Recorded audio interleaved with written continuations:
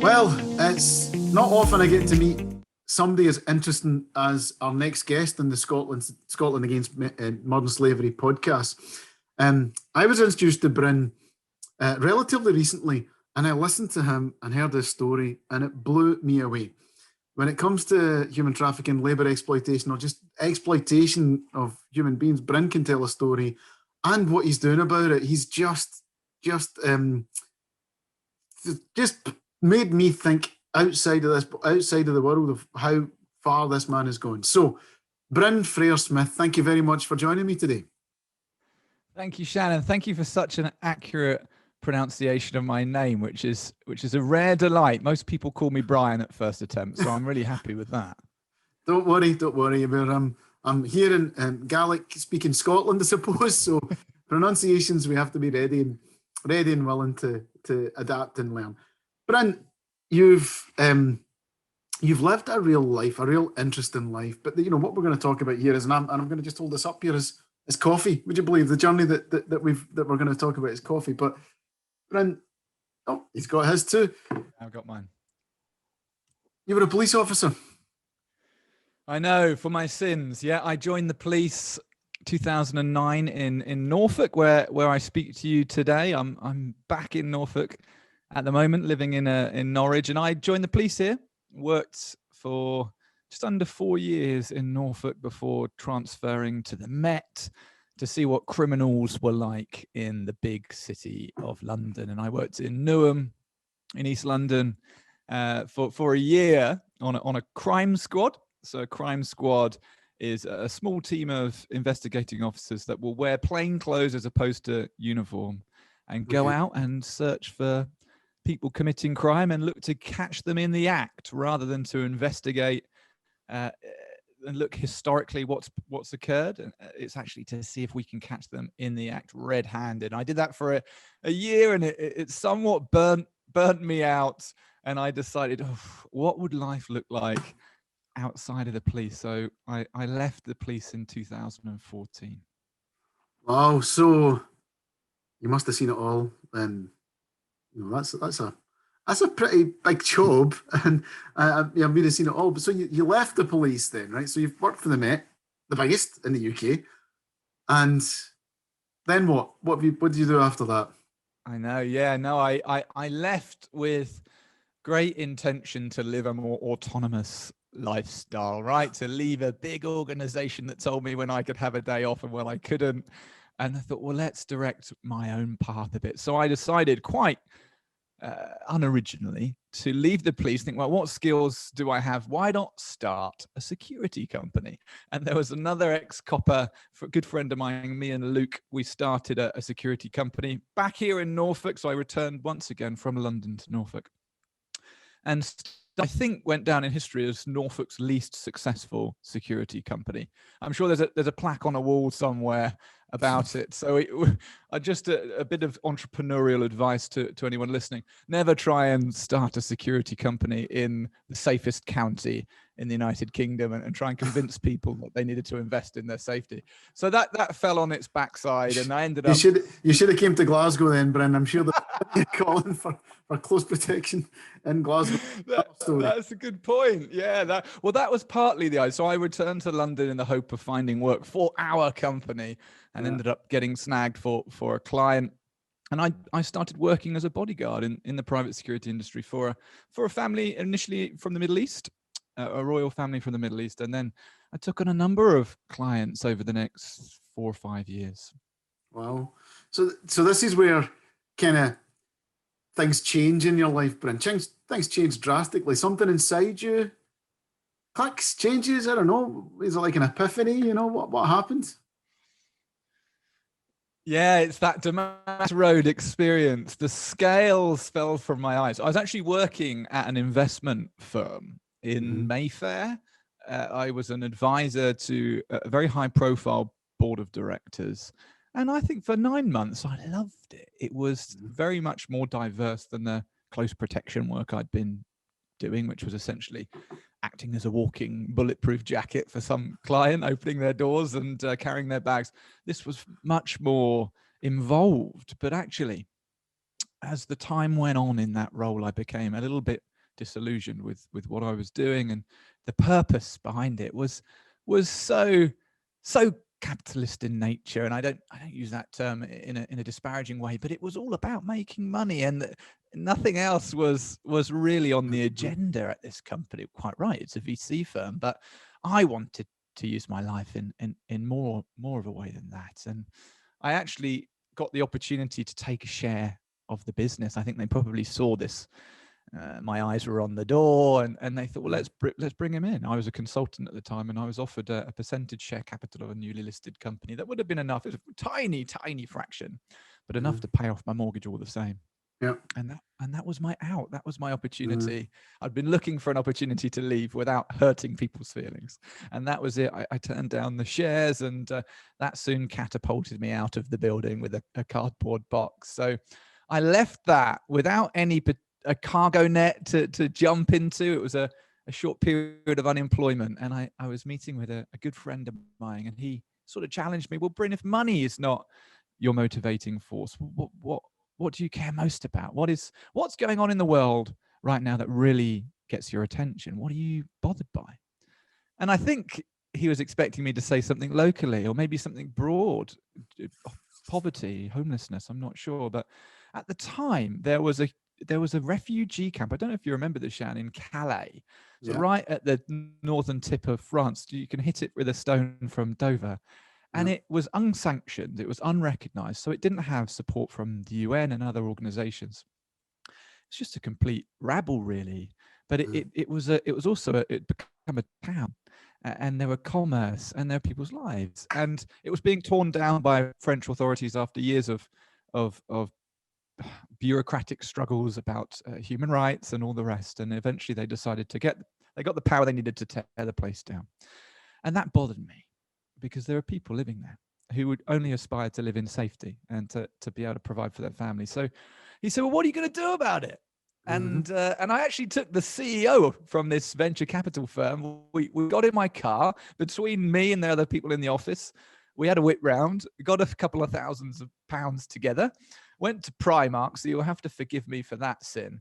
But we then bought as many items that were being requested from the charities that were embedded in this camp called the Jungle in Calais. Things like tracksuit bottoms and jogging, jeans. And so we went and filled my car with it, drove to Calais, went to see the charity, went onto the site, handed these things out, met people from Afghanistan, from Eritrea, from Nigeria, heard their stories, and we were back in time for dinner and to watch it on the nightly news. And a few weeks later, that place was torn down. And I think that was, if I was looking for a fulcrum, if I was looking for a pivot, where did my life start to take a different trajectory? I think it was on that trip, because it broke for me the fourth wall between sitting at home and watching it with a cup of tea and being there. And it was so much easier than I ever expected.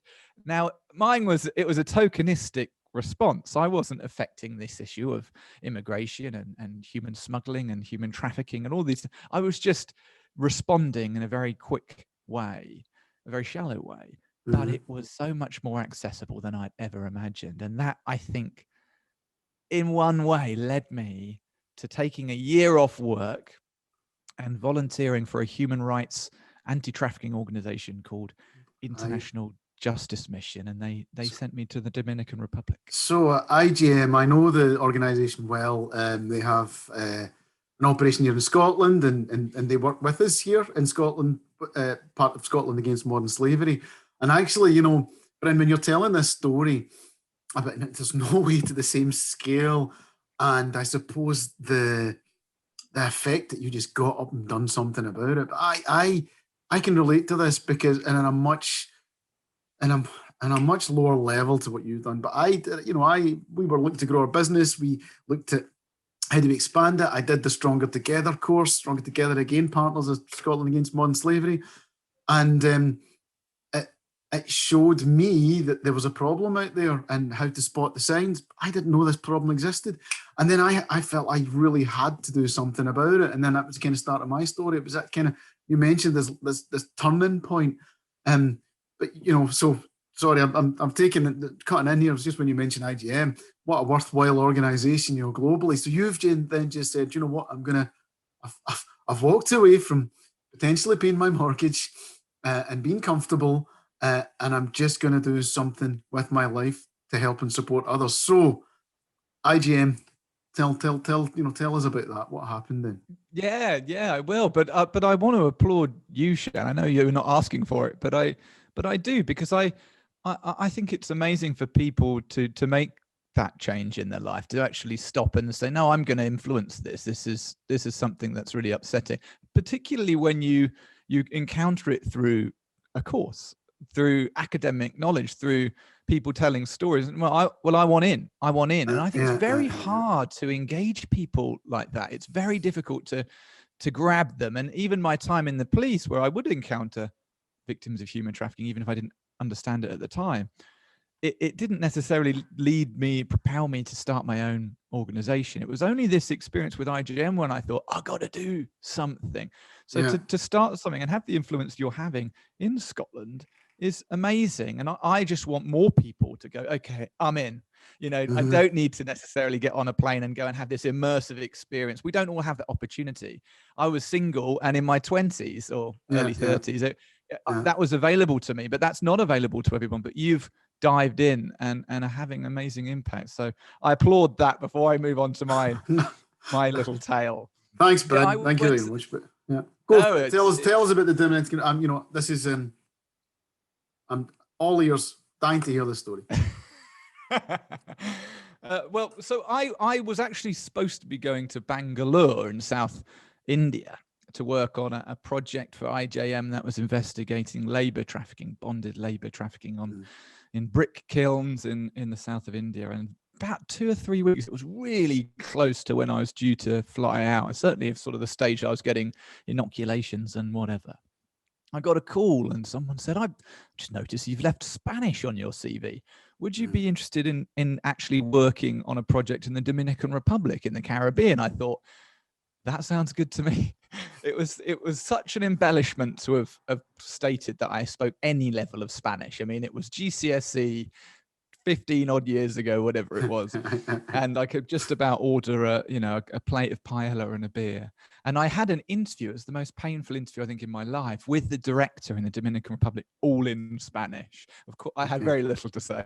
And it can only be an act of God, but I passed that interview and was asked to go and support their investigation team. It was a team of 2 local investigators, and they worked alongside the law enforcement in that country. There are 2 different brands of law enforcement that we supported. And so I arrived in country very much a foreigner, and it turned out that was actually very convenient, because it was the role I was going to play for the next 12 months, was to play the role of a European tourist that was in the country to buy sex, and to buy sex with children.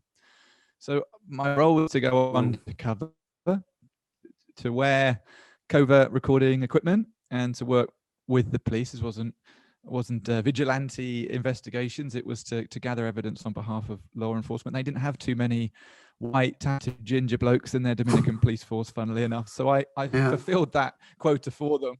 And it was just the most remarkably challenging, rewarding year of my life. It was to go out proactively and sometimes in response to information and try and unearth these situations of exploitation. So the Dominican Republic, for those that have been, they've probably been somewhere like Punta Cana, where it's white sandy beaches, it's turquoise seas, it's beautiful sky, it's a gorgeous Caribbean nation. But it's also incredibly poor, and it's incredibly polarized. It's the country of the haves and the have-nots, and most people exist in that second category. And for many other socioeconomic reasons, it's a very high percentage of children in the sex industry. So prostitution is legal in the Dominican Republic. It's actually a thriving part of their industry. Wow. And IJM, in the early days, they conducted a baseline study in the Dominican Republic, which calculated, they thought, by estimate, 10% of the sex workers were actually under 18. They were minors. Oof. And we believe that children aren't in a position to identify as a prostitute, as a sex worker. There must be acts upon them to put them in that situation. And our job was to identify them. Is there a third party that's coercing them, trafficking them and exploiting them? And then to close the net with the police. And that was part of my position. So it It was a really, really challenging year, but it was also great. The team was fantastic. And to be able to have such a practical role in a very, very dark area. People often ask, well, how do you do that? Or why do you do it? Because, well, who else is? Who else is doing that? And there's no policing budget there to fund large-scale proactive investigations. There's no, and without the political incentive, which is still growing, and they've done a fantastic job, this project, actually, to get real buy-in from the government. But a lot of it's financial and it's resource based. So if no one's looking, well, it's in that darkness and obscurity that such evils are allowed to grow. So that was my job over there. That's just something else. Like you say, somebody's got to do it, really. But some of the things you said there about prostitution's, it's legal there. Most of them are underage 18. It's just horrible, but it highlights the good work that IJM do globally, and I know quite a lot about that. But there's the investigative side of what you had to do. So you're right at the coalface. That's just it's high drama, I suppose, that you were seeing, but you were actually doing such a worthwhile role. So hats off to you, Bryn. Well done. It's it's kind of knocked the wind out of me just listening to that story. So that's your exposure. You've probably seen, I'm not going to ask you to talk about them. You've probably seen some really horrible things when you were over there, and that's gonna scar you, I'm sure, Bryn. You've been a copper for a long time, and hats off to anyone as a police officer. But that's a hard job. But then to go and do what you've done and see what you've seen, so you've seen that firsthand, the effects of child prostitution in a foreign country, and you've helped support, identify, and work with that and that side of things. So you've come back, and then what drives you? What you're looking to do then when you come home? You've come back after seeing all traumatic. Well, I was just so determined for it not to be a moment in time, right? It's a scrap. I didn't want it to be a scrapbook experience that I could refer to, put some nice pictures up in my apartment and talk about I did something good once in a while. And I knew that there had to be a continuance of this story. And there was an opportunity to remain with the organization, actually to move into the security field. And there was a job that they were discussing with me. It just didn't land. It just didn't feel like the right thing to do. And I had this idea of starting a business, and it was found, the business I now run is something called Blue Bear Coffee Company. And the name comes from an experience I had whilst I was out there. And it was around Christmas time, and I was exhausted. The language was a real pain to try and get used to. It just, blocks your communication with so many people. I was tired. I was worn out, and I was emotionally fatigued, I think. And I went on a job where a young girl had very bravely spoken up to her school teacher and explained that she was being sold to men at home by her mother. So boys and men in the community were now having sex with this girl and paying for the right to do so, paying her mum of all people. And she'd objected and been sort of physically abused as a consequence of making that objection. And this had gone on for a while. She had a long history of sexual abuse in that family, but she'd never spoken up. She spoke up on this occasion to the school. They referred her to a local police officer. The local police officer was a friend of ours, our project. She'd worked with us on a number of cases, and she brought us in. We conducted a very, very swift investigation. She was taken out of that situation alongside her younger siblings. And the reason she gave for why she had taken this long to speak up was, well, she was now noticing a certain amount of attention move on to her little sister, who's 7 years old. She thought, I'm not going to stand around and witness what's happened to me happen to her. So she very, very bravely spoke up, gave one of the most incredible witnesses I've ever heard. And sadly, her case was validated with a gynecological assessment and other acts. That there was nothing she was embellishing. This was the horrors of her reality. And when we removed her from that situation, she sat in the back of the car with my colleague, and my colleague who worked in the aftercare department asked if there was anything from home that the team could collect for her, and she asked for her blue teddy bear. And this is a teenage girl, 14-year-old girl.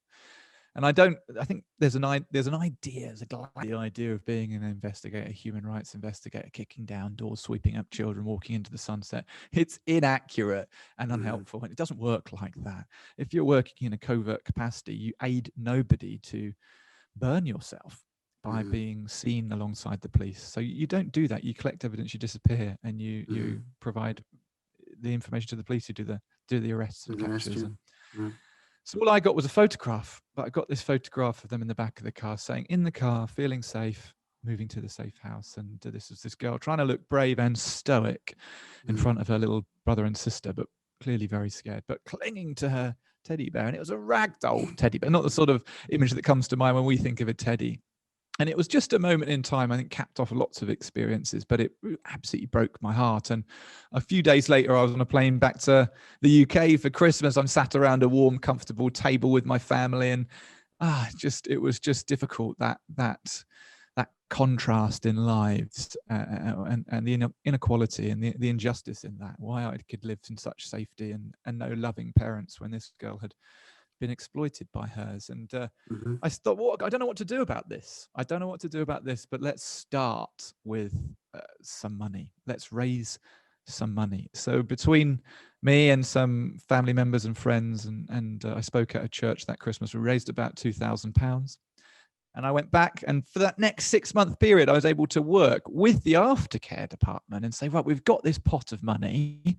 How can we help? So the first thing, we went out and bought a load of teddy bears and age-appropriate toys and milk formula and all these things that were to give and bless the children that we were working with. But then there was still money to go further and help with the more complicated life needs, their educational needs, their healthcare needs. And it's not a sustainable way of doing charity at all, but it was the very best part of the experience for me, being a link in a chain between real everyday need and provision. And I thought, what if we can build a company that can fill this gap, that can sustainably maintain this fund? And that was the idea, that was the seed that started Blue Bear Coffee Company. So, like, people start a business, and they do start a business for profit. They start a business because they're sick of their boss or tired of working for a big corporate, or they have a great idea. Okay, it's maybe a bit of flexibility and all of that, but and end up, not all the time, majority of the time, people are doing it for profit and to grow a business but that's not what's motivated you, right? It's not about money. It's about doing. You talked about being that link pin there, I suppose. But it's about doing the right thing, given the lessons that you learned in the Dominican and at Cali, and I suppose things that must have been ingrained in you as you grew up. I don't think you've just. But I'm just going to say this out loud. I don't think anything's just solely clicked in you. You've obviously had this in you throughout your life as you've grown, and then your moments come, and this is your moment then. So Blue Bear Coffee, and it's not to make money then. So tell me about this. What's it all about? Well, it is to make money. We just want to give our money away. There you go. Right? So we want to be a profitable business model, but we just want to use our profits differently. I read recently in a BBC article this year that top British companies, the CEOs, founders, directors are earning on average 2,000 times what the average salary is within that company. And you think, well, what has happened here? This gap is only increasing. It's utter madness. And I'm not here as a socialist that's trying to bang on about everyone getting paid the same universal salary. That's not my point. My point is it's not fair. And more often than not in commerce, certainly in product-based commerce, somebody somewhere is being exploited. That's a sweeping statement, but sadly I believe it to be true. And so I thought, let's start a business that can create profit, will create equity. We're not going to potentially divert money that would have gone to another charity, that would have gone to IGM, now going to Bryn's charity. No, I don't want to do that. I don't want to rob Peter to pay Paul. I want to add fuel to what you're doing. So we work with established and effective organizations that I've worked for a couple of them. One of them is a brilliant organization called Unseen that I haven't worked for, but they run the Modern Slavery Helpline in the UK, amongst other great things. Let's just bring resources to them. Let's be their water carriers. Let's be their encouragers. Let's hold them up, and let's do it through a product. Let's do it through a business. And I think there is such a thing as donor fatigue. I think if you hammer people over the head with the ills of the world, it's not necessarily an effective strategy. But I think if you encourage someone, actually you're invested whether you know it or not, because you had a bag of coffee this morning, you had a cup of coffee and it was ours. And I want you to know that we're doing everything we can in this business to operate as leanly, if that's a verb, as possible, so that at the end of our financial year, we can give our money away. But also we use our profile. We have a podcast. We use our communications department to talk about these charities, talk about the issue, and maybe reach people that were otherwise unengaged or uninformed about. Just like what you described earlier, it was something you were somewhat ignorant to, and suddenly now look at you. We would love to. It's a harder metric to measure than just money, but that's what we want to do. We want to engage people, encourage people, direct them to fantastic causes that they can then become aligned and supportive to, and that's part of our purpose. And you know what, Bryn? It just sounds so relevant to what motivates people. Business isn't just about you got me there. It's right. It's not just about profit, because that profit can be used for what's it being used for. But also, I think about some of the people don't want to work for a business, right? That's just what motivates it. Let's look. The generations that are grown up around us don't want to work for a company that just we make great profit and shareholder return is what it's all about.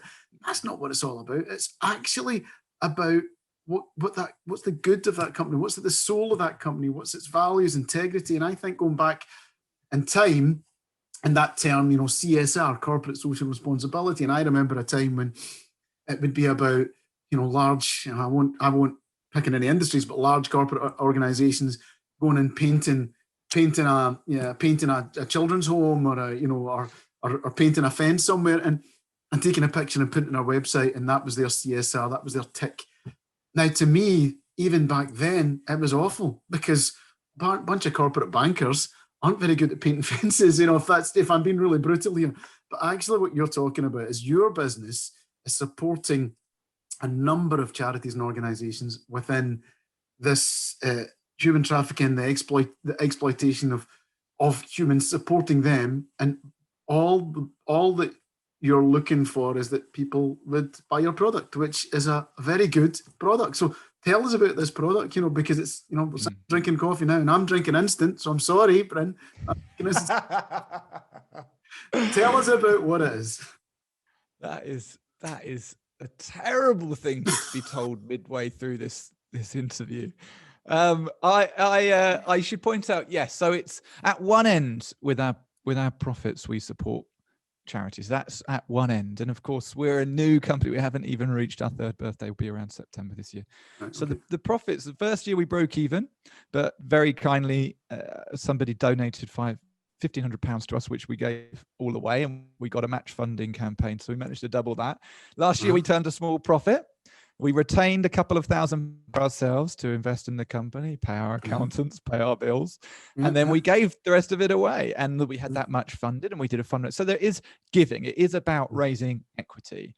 But also, the best way to fight human trafficking is to avoid it, right? And one way of doing that is to pay people the right sum of money for their product at source. So we pay on average, over 100% of the fair trade market rate of coffee for our product. Okay.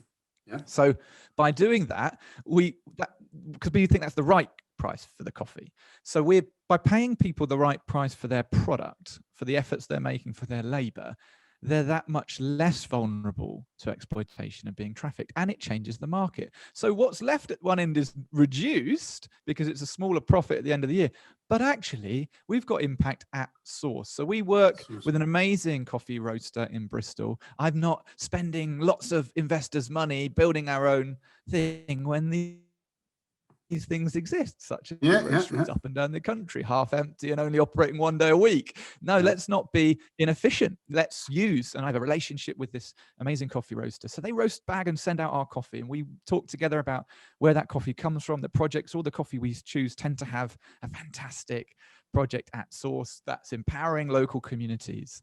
It's got ecological projects, school projects, all of these great things that take us. What we'll buy there. That sounds fantastic. Let's pay them a good price for their coffee, and then we sell it to customers who go online and have a monthly subscription or want to buy a bag of coffee for themselves or for a friend, and also to businesses. And that's what's interesting. I read an article pre-COVID in the Financial Times. It was a big front page story by Lionel Barber, being the editor of the Financial Times, saying the Great Reset, right? And he was calling for a change in capitalism, that it's about purpose-driven business.